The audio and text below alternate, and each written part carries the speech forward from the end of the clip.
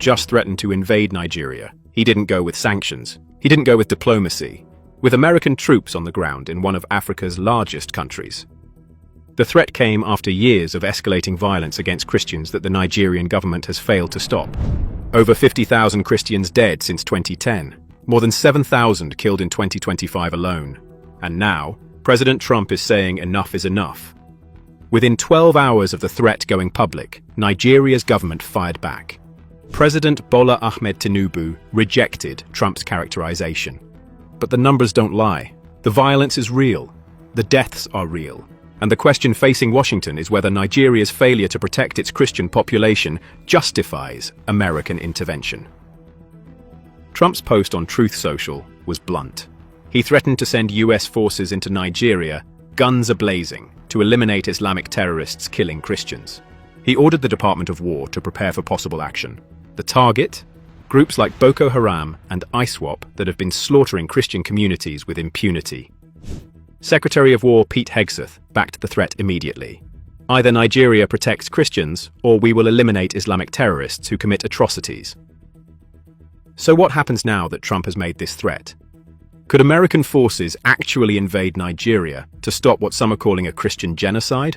And why is Trump willing to risk a major confrontation over violence that Nigeria's government has refused to stop for years? To understand why Trump's threat matters, you need to understand the scale of what's been happening to Christians in Nigeria, because the violence isn't some minor border skirmish. It's systematic, it's brutal, and it's been building for over a decade while the world largely ignored it. Since 2010, over 50,000 Christians have been killed in Nigeria by Islamist militant groups including Boko Haram, ISWAP, and Fulani militants. That's not a typo. 50,000 dead. In 2025 alone, more than 7,000 Christians were killed in just 220 days. That's 32 Christians killed every single day for 7 months straight. The attacks follow a horrific pattern.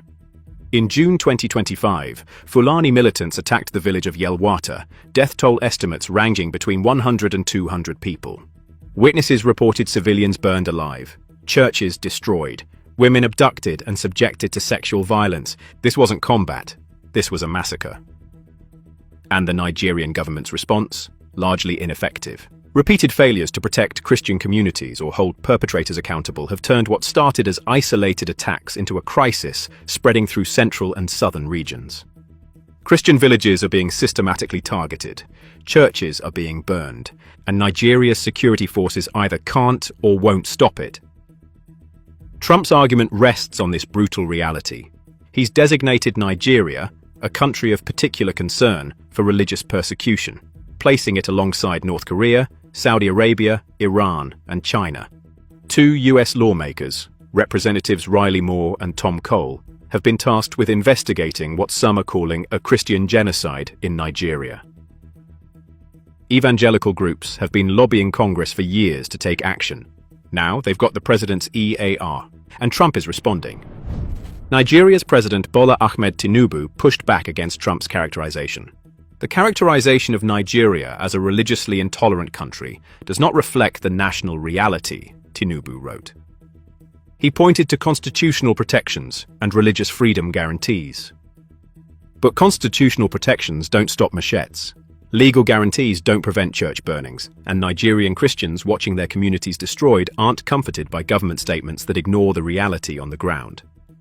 Tinubu claims the violence has deep-rooted social, economic, and ethnic causes, involving clashes between farmers and herders.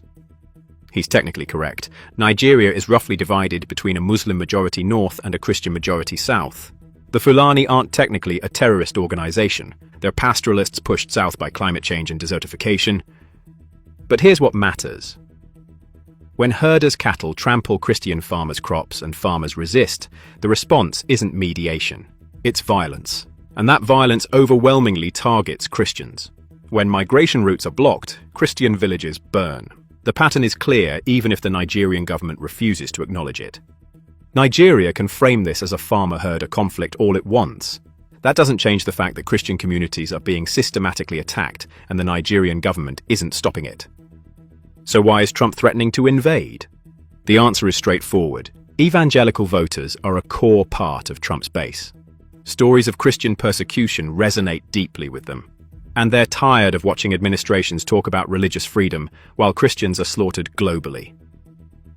By threatening military action, Trump is signaling that America will no longer stand by while Christian communities face genocide. It's a message that plays well domestically, but it's also raising a fundamental question. Does the United States have a responsibility to protect persecuted Christians when their own governments won't?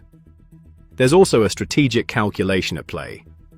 The United States is losing Africa, not in some abstract geopolitical sense, losing it literally. Niger expelled US forces in 2025. Chad revoked military cooperation agreements. Multiple African nations have told American troops to leave. Russia and China have been filling the void, offering military aid, building bases, and signing resource extraction deals. Trump's threat to Nigeria represents a dramatic shift. Under the Biden administration, the Pentagon moved toward less direct involvement in Africa. Trump's guns-a-blazing threat signals America is done asking permission. If Nigeria won't protect Christians, America will. But it's a risky gamble. Nigeria isn't Niger or Chad. Nigeria has 223 million people. It has Africa's largest economy, worth over $440 billion. It has a standing military of 143,000 active personnel. And it has regional influence through ECOWAS. A US military intervention in Nigeria would be unlike anything America has attempted in Africa since Somalia in 1993. That ended badly. Black Hawk down. 18 American soldiers killed in a single day in Mogadishu. The US pulled out shortly after. Nigerian officials remember, the foreign ministry's response emphasized sovereignty and constitutional protections. The message to Washington was clear: we're not your client state. Don't treat us like one. But sovereignty doesn't give Nigeria the right to allow Christian genocide on its soil. Trump isn't threatening to support Nigerian forces against Boko Haram. He's threatening to bypass the Nigerian government entirely because that government has proven incapable or unwilling to stop the slaughter. That's an invasion by any definition. Operating on another country's territory without permission is a violation of sovereignty. But it's also a moral calculation. At what point does the international community have a responsibility to intervene when a government fails to protect its citizens? Consider what a US military operation in Nigeria would actually look like. American forces would need to identify and target Boko Haram and ISWAP fighters operating across northern Nigeria. These aren't conventional armies. They're insurgents who blend into civilian populations. If Nigeria refuses to cooperate, American forces would be operating without local intelligence.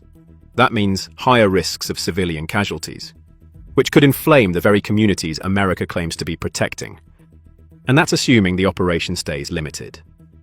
Trump said the attack would be fast, vicious, and sweet, but counterinsurgency operations are never fast. The US spent 20 years in Afghanistan. Boko Haram has been active since 2002. These aren't groups you eliminate in a quick strike. The ripple effects would extend far beyond Nigeria. If the US invades Nigeria over religious persecution claims, it sets a precedent. Several African nations have Christian minorities facing violence. Would they be next? It's a question that terrifies some governments, but for persecuted Christians, it might be a lifeline. There's also the question of USAID. Trump threatened to immediately stop all aid and assistance to Nigeria. In 2024, the US provided approximately $1.1 billion in assistance to Nigeria. Cutting that aid would hurt health programs and development, but it might also pressure Nigeria's government to finally take Christian protection seriously. Nigerian civil society leaders have been calling for international attention for years. Some want support and resources. Others are desperate enough to welcome any intervention that stops the killing. Years of attacks with minimal government response have left Christian communities feeling abandoned. Trump's threat has problems, though. Yes, Christians are being killed. But framing this purely as Islamic terrorism versus Christians oversimplifies the conflict. Muslims are also victims of Boko Haram and ISWAP. These groups target anyone who doesn't submit to their extremist ideology. The farmer-herder conflicts kill people on both sides. The violence follows resource competition as much as religious hatred. But from the perspective of Christian communities watching their churches burn, these distinctions don't matter much. They're being attacked. Their government isn't stopping it. And now America might. This matters because Trump's framing could make the situation worse. If the US frames its intervention as protecting Christians from Muslims, it risks turning localized conflicts into a broader religious war. It gives Boko Haram and ISWAP exactly what they want: proof that the West is attacking Islam. That narrative helps recruitment. But the counter-argument is simple. What's the alternative? Continue watching Christian communities slaughtered while doing nothing because intervention might be complicated. Nigerian security forces have been fighting these groups for over a decade with mixed results. There have been some successes, but clearly not enough. Christian communities continue dying, and Trump's calculation is that support hasn't worked. Maybe direct action will. Why the threat now? Part of it is Trump's personal style. He prefers dramatic threats and maximum pressure. But the timing matters. Trump is facing pressure from his evangelical base to do something dramatic on Christian persecution. Threatening military action checks that box. It generates headlines. It shows he's willing to act. Whether it actually helps Christians in Nigeria is the real question. Some welcome any attention to their suffering, but others worry that American military intervention would make them targets. Being seen as aligned with a foreign power could provoke retaliation. This puts Trump in a difficult position. If he backs down, he looks weak to his base. If he follows through, he risks a diplomatic crisis and potential military quagmire. If he cuts aid without military action, he punishes Nigerian Christians along with their government. The practical question remains: how exactly would US forces eliminate Boko Haram and ISWAP? These groups operate across borders. Eliminating them from Nigeria just pushes them elsewhere. Counterinsurgency experts know this. It's called the whack-a-mole problem. Those root causes include poverty, corruption, lack of economic opportunity, and weak governance. Northern Nigeria has some of the highest poverty rates in the world. These conditions create recruitment pools for extremist groups.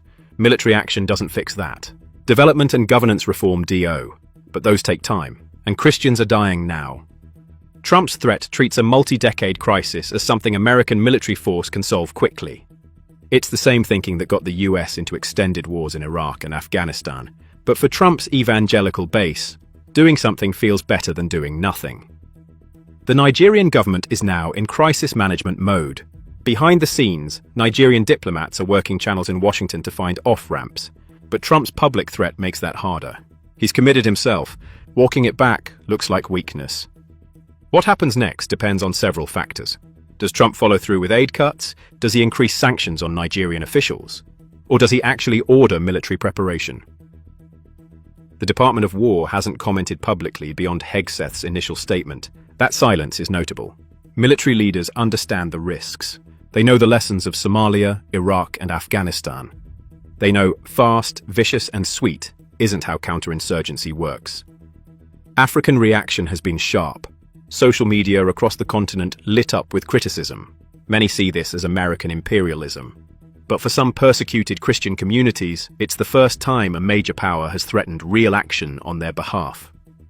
Russia and China are watching carefully. Trump's threat plays into their narrative that America doesn't respect sovereignty. They can offer partnership without military threats, but they also don't intervene to stop religious persecution. The broader question is what this means for US-Africa relations. If this is how Trump handles Nigeria, what happens when other nations face similar crises? Does every outbreak of violence trigger military threats? That's not sustainable. But neither is watching Christian communities destroyed while doing nothing. Trump's threat exposed something fundamental about American foreign policy tensions. On one hand, sovereignty matters. On the other, human rights matter. When governments fail to protect their people, does the international community have a responsibility to act? For Christians in Nigeria, Trump's threat is complicated. It brings attention to their suffering, which is desperately needed. But it also risks making them pawns in a geopolitical confrontation.